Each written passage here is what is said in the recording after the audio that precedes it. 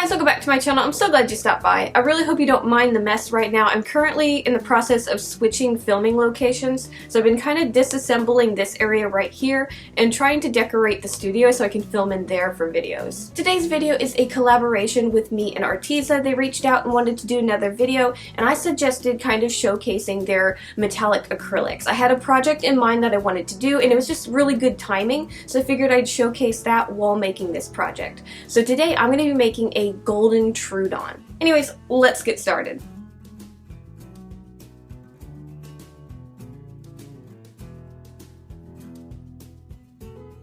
Okay guys, so I'm going to start on the clay pieces first, and then of course we'll move on to painting and doing all the other things to make our Troodon.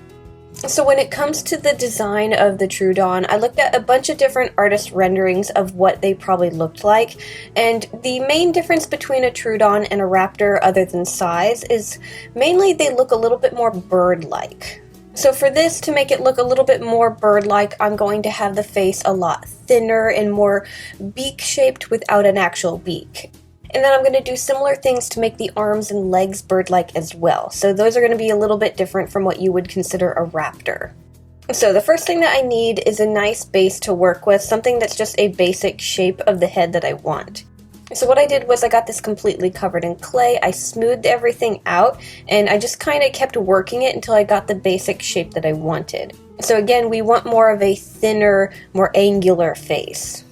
After that, I'm going to use my thumbs and I'm going to mark out more of the indentions on the side of the face and figure out where I want the eyes to go. Now, I didn't have glass eyes that I wanted to use for this piece, so I am going to be making the eyes out of clay as well. So for this, I just took equal amounts of clay, the amount that I want the eyes to be size-wise, and then I rolled them into balls and I just kind of pushed them onto the side of the face.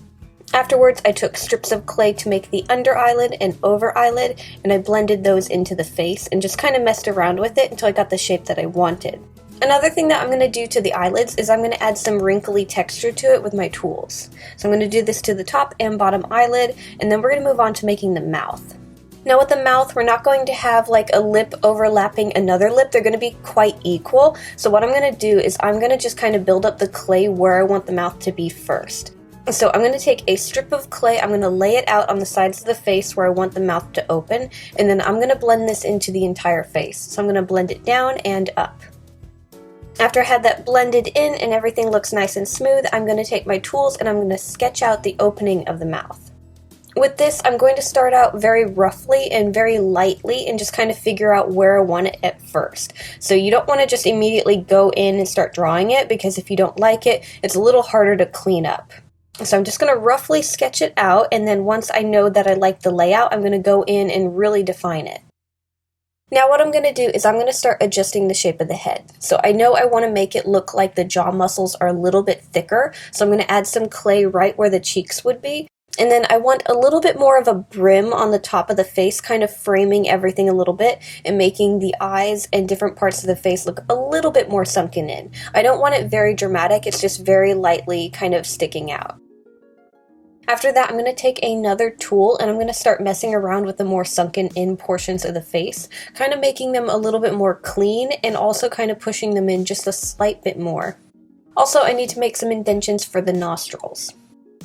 After that, I think I have most of the main features of the face in place, so now we can start adding our scaling texture. So I'm going to start with the scales around the lips. So I'm going to mark out and kind of break up the lips into individual little sections, and then kind of break those up into individual scales. So I'm just going to kind of use a sharp tool to break up the lips, and then I'm going to round up the top of the scale. Now for the rest of the scale texture, you don't have to go as detailed. We don't need to do individual scales on the entire face, so I'm mainly going to be using things to make a texture. So one fun thing that I've been using a lot for a scaling texture lately is this seashell. I love the texture on the back of it, and all I'm going to do is kind of push it onto the surface, and when I do this I'm going to be overlapping it a little bit so it's not like patches of scales. It's going to kind of blend together. And then once I like how the scale texture looks, everything is in position where I want it, I'm going to put the clay head in the oven for about 45 minutes at 275 Fahrenheit. The next thing that we're going to be making are the fingers for the hands. So again, we're going to be making these a little bit more bird-like, and this is actually going to be more accurate to how raptor hands are actually set up. So normally raptor hands, when they're portrayed in like movies and art, they're a little bit inaccurate, and I've done this before too just because I'm making it for fun, but I'm going to be going a little bit more bird-like, so I figured doing it this way would be a little bit more suitable for this raptor. So instead of having the fingers in a row, they're going to be kind of stacked on top of each other. And then of course, like always, when I'm making my clay hands and feet, I'm starting off with covering the wireframe where it's all combined with a lump of clay to secure everything, and to also add the claws at the end of the wires. And then once the claws and stuff are in place, I'm going to do a small pre-bake, just a 20-minute bake at our 275 Fahrenheit temperature.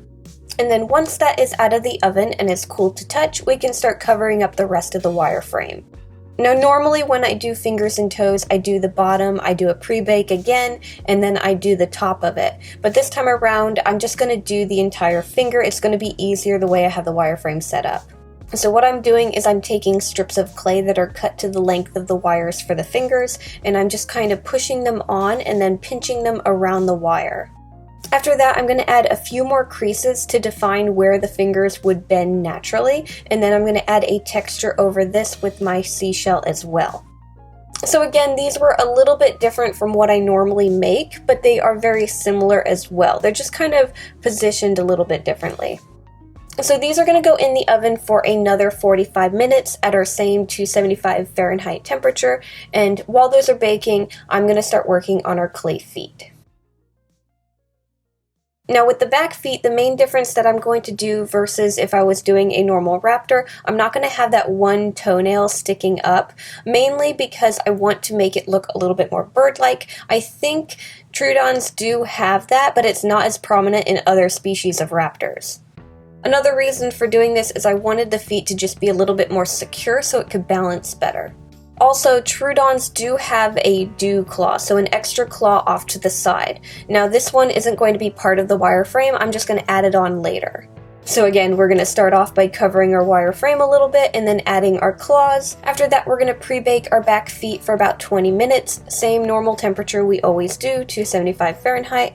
After those are out of the oven, we're going to start working on the toes and the shapes of the feet. Now with this, we are going to be working on bottoms and tops. So I'm going to do the bottoms of the feet first, and then we'll move on to sculpting the top. So for this, the toes were kind of short, so I didn't use strips of clay, I just took balls of clay and started wrapping that around the wire. Once the bottoms of the feet were completely covered, I blended all of it together. Now it's going to be standing on this, so you're not going to see any extra detail on the bottoms of the feet, so I kind of left them a little bit plain. After the bottom of the foot is done, we're going to work a little bit on the backing. So I'm going to take a kind of larger strip of clay and we're going to lay this on the back wire of the leg, and we're going to kind of blend it around. We're not going to completely blend it around because we are going to add clay to the front, but I want to make sure that it's not going to fall off. Once that's in place, I'm going to blend it into the rest of the clay we currently have and add a little bit of a wrinkling around the back of the foot. Now once I was done with the backing of the feet, I did do a pre-bake for another 20 minutes. But honestly, if you think you can avoid bumping the different parts of the clay, go at it and just skip the pre-bake. So now what I'm doing is I'm adding clay to the front of the foot. I want to make it look a little bit thicker and not so flat-footed. So I'm going to do that, and then I'm also going to add clay to the tops of all of the toes. And then once I have the front of the foot completely covered and it's roughly about the shape I want, I'm going to blend everything together, and then we can add our scaling texture to this as well. Lastly, we need to add our dew claw on the feet. So these are going to go on the inside of the feet, and when you're doing this, you want to make sure that your feet are mirrored. So you don't want to do it on the same side of both feet. So I'm just going to take a kind of cone shape of clay, and this is going to be the claw. I'm going to lay it out where I want it and clean up the lines, and then I'm going to take a thin strip of clay, and this is going to be the toe.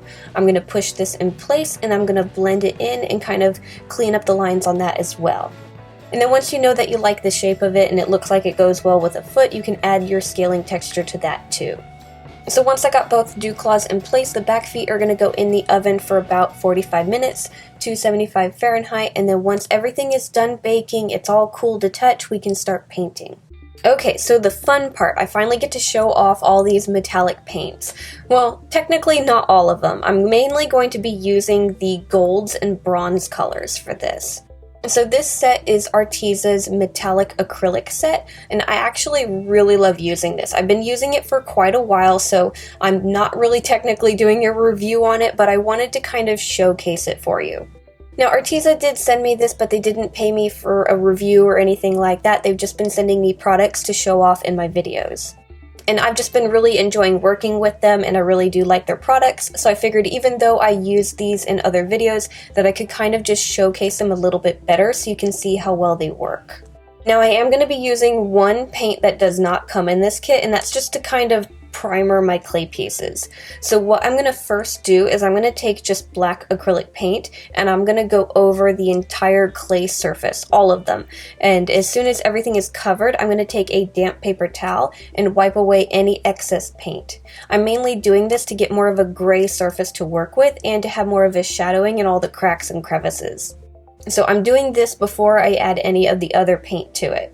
So I did the head, I did the arms, and I did the back feet. I let all of that dry, and then I'm going to take their gold paint. There's a few different types of gold, but this one is just called gold, and I believe this one is also in their normal acrylic paint set, the 60 count that I have. So if you don't want all the other colors, but you love the gold, it is in the 60 count acrylic set they have.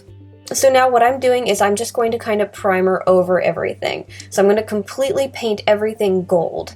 Now this is how nice this paint works. Gold and kind of metallic paints are very sheer, but with this I only needed to do about 2 coats with it.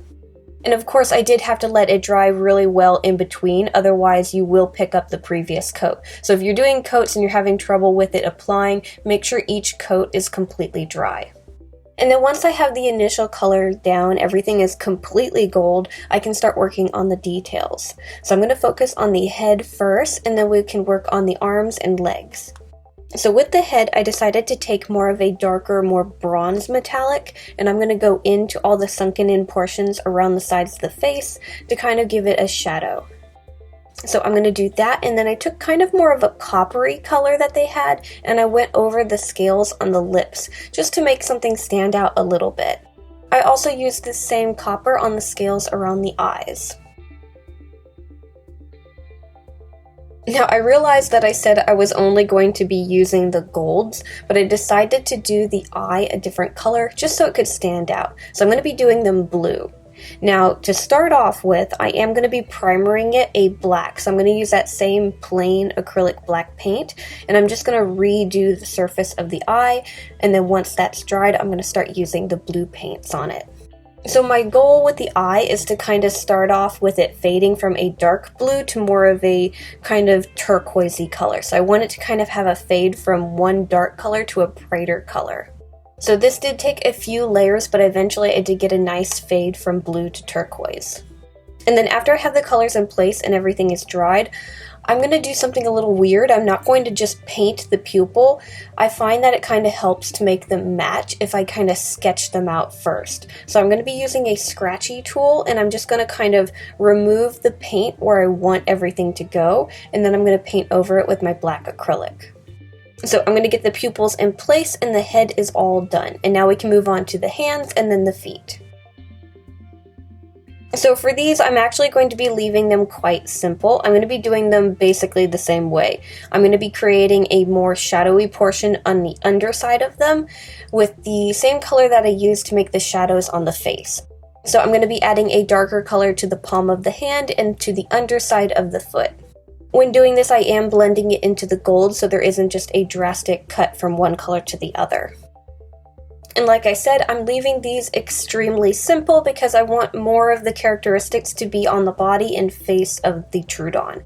So the only other thing that I'm going to be doing is I'm going to take a more copper color, similar to what we used on the scales for the lips, and I'm going to be going over the claws. And I'm not just going to be going over the claws, I'm also going to add it to the ends of the toes and blend it into the feet.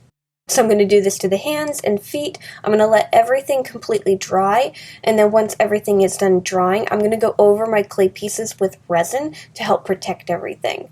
So we're going to have to leave our clay pieces to cure overnight, so while we're waiting on that, we can start on the sewing.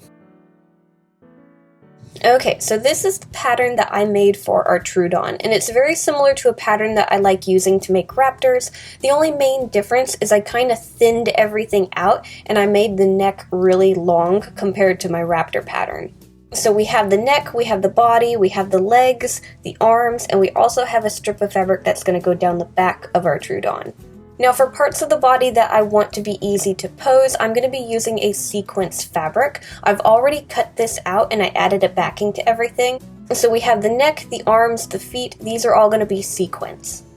Now I'm going to take the fabric for the arms and legs. They each have an inside portion and an outside portion. I'm going to sandwich these together and we're just going to sew down the fronts of all of them with our sewing machine.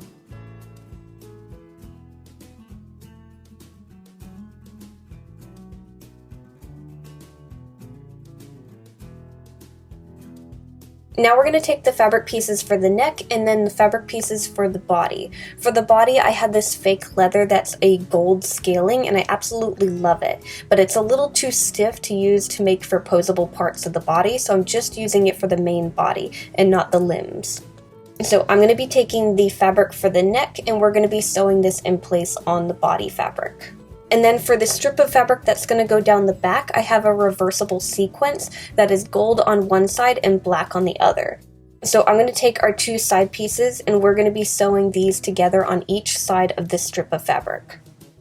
After you have that sewing done, we can start putting everything together. Our clay pieces are also ready as well. So I have a pretty simple wire frame. This piece doesn't have any super heavy clay pieces, so it's not reinforced or anything. So I'm going to start with our fabric body piece. We have everything sewn together, and I'm going to figure out where all the wires for the arms and legs need to go. Once I figure that out, we're going to cut some holes on the sides of the body, and then we can run the wire through this. So I'm just going to slide this over the wire frame and pull all the wires out through the holes they need to go through. After that, I'm going to take our clay head and I'm going to glue this to the end of the wire for the neck. Then we can take the fabric for the neck and we can start gluing it around the base of the head. You want to give this a little bit of time to dry, and then we're going to start closing everything up. So what I'm going to do is I'm going to start at the base of the neck, and I'm going to start sewing all the way down until I get to the tip of the tail. And while I'm doing this, I'm going to be stuffing the body. Once the body itself is all put together, we can start adding the legs. So I'm going to start with the back legs, but you're also welcome to start with the arms if you just prefer doing that. But I figured since we have feathers on the arms, it's going to be easier to not have those in the way when we add the back legs. So I'm going to take the fabric for the back legs and I'm going to figure out where I need to connect them on the body. So the inside part of the leg is going to be sewn under that wire that we have sticking out for the leg, and then the other side of the leg is going to be sewn over that, creating the hip. So we're going to do this to both sides, and then we're going to take our clay legs for our back feet and we're going to add them to the wire frame. Once we have those added to the wire frame, we can glue the ends of the fabric for the legs around the bases of the feet.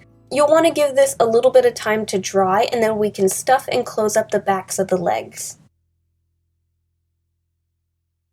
And then when it comes to doing the arms, these are going to be done very similar. We're going to add the fabric for the arms to the body, kind of over and under the wire for the arms.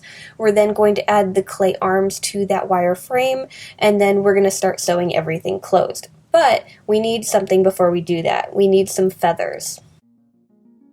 So for the feathers, I have a pattern drawn out. I actually have 3 of them and they're going to be layered. So I have 3 pieces and all of these are going to be cut and layered together.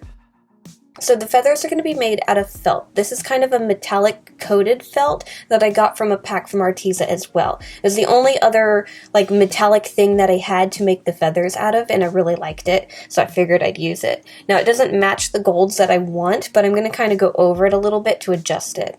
Also, to help kind of stiffen them up a little bit because they're not as stiff as the other felt that I have, I cut a orange felt to match the backing ones. So I'm going to take my fabric glue and I'm going to glue all of these layers together, let them dry, and then when we go to close up the arms, we're going to be sewing these in place on the lower portion of the arms. Also, we will be stuffing the arms, but there's just not as much room for stuffing as with the back legs.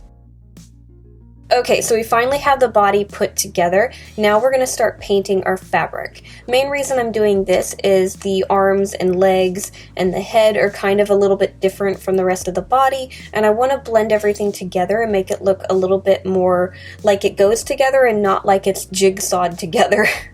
So I'm going to be using the same colors that I used to paint our clay pieces, and I'm going to kind of blend our fabric pieces together so they look like they're all the same color.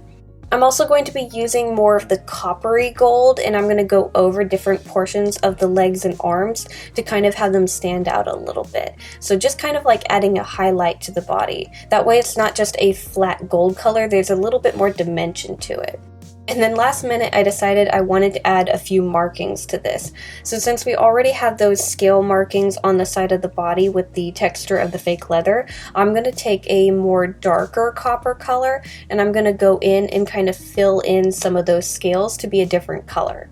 And then since the sequence doesn't have that texture to it, I'm going to add a few dots here and there to make it look like the patterns are also on the hands and feet and the neck. Also, I want to add a little bit more dimension to the feathers so they're not just a flat gold color. So I did go over them initially with just the gold, but I'm also going to go over the tips with the copper as well to kind of have it separated. And it also makes it look more layered this way instead of having all the feathers the same color. It gives a little bit more dimension to it. And then lastly, I'm going to be using a gold 3D fabric paint that I got from Arteza as well. This was another kit that I showed off in other videos too, and I'm just going to use this to add a bit of texture to the sides of the neck. So I'm just kind of drawing like squiggly lines down the sides to add a little bit more of a wrinkling effect. Now this does look a lot lighter than it will dry. It's going to look a little bit closer to the color of the scales on the back of the Troodon.